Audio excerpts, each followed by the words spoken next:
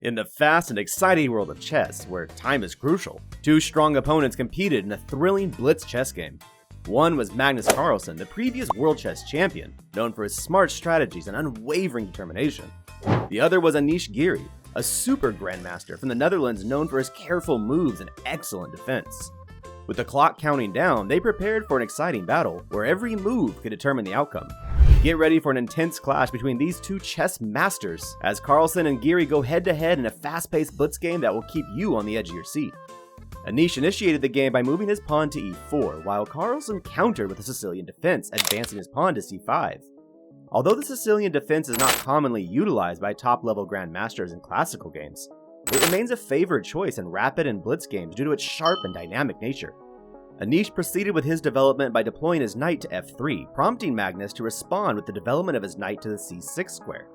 With numerous options available for white to continue the engagement, Anish went for the bishop to b5, employing the Rossolimo attack variation. The game progressed in a conventional manner, with both players executing theoretical moves until Magnus made the final book move in the opening, queen to b6.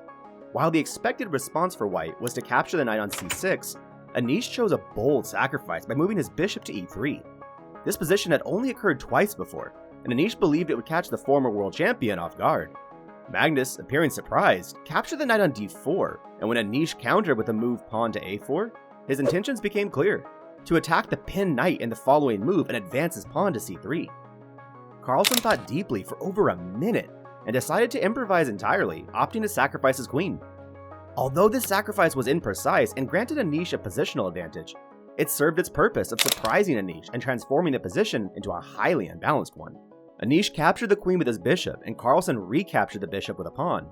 Although Carlsen achieved material balance with 3 pieces against the white queen, the coordination of his black pieces became a significant challenge for the former world champion in this game. The game continued with both players strategically moving their pieces on the chessboard. While Anish attempted to maintain continuous pressure on Magnus, the Norwegian champion found a way to activate his knights and position them on crucial squares, specifically c6 and h4. Furthermore, Carlsen created space for his rook and executed the move pawn to h5.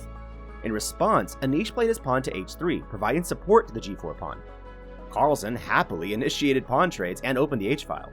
And while Carlsen now has a slight advantage, he believed it was time to create space for the white bishop and made an inaccurate move, pawn to d5, which returned the position evaluation to be equal again. Anish took advantage of the situation and executed an en passant capture on the pawn. Carlsen responded by finding a rare way to activate his rook through the a5 square. Anish played pawn to c4, and Magnus replied by playing pawn to f5, creating room for the black king on the f7 square. The game now reached its peak thrill with both players fully engaged. Anish even chose to sacrifice 2 pawns and exchange pieces in order to bring his queen into the game. However, at this critical moment, Anish made a serious mistake by playing his rook from a1 to d1. Instead, he should have maintained his chances by playing his queen to c7, which would have kept the black king and bishop tied down. Carlsen capitalized on this mistake and demonstrated great accuracy in his moves, constructing a strong and secure fortress for his king on f7. He fortified it with 2 powerful knights protecting it on g6 and e7. Meanwhile, Anish traded rooks, leaving Carlsen with a completely winning position. Carlsen coordinated his pieces effectively, traded with the queenside pawns, and entered the endgame with 3 minor pieces plus a pawn, while Anish had a powerless white queen. Carlsen played with great accuracy throughout the remainder of the game, leaving no opportunity for Anish to make a comeback. He employed a simple strategy, beginning by capturing the g5 pawn. From there, he steadily advanced his f-pawn step by step. Despite Anish maneuvering his queen and rook in search of any weakness in Carlsen's position, he was unable to find any. Once Carlsen successfully promoted his f-pawn to a queen, Anish made the decision to resign.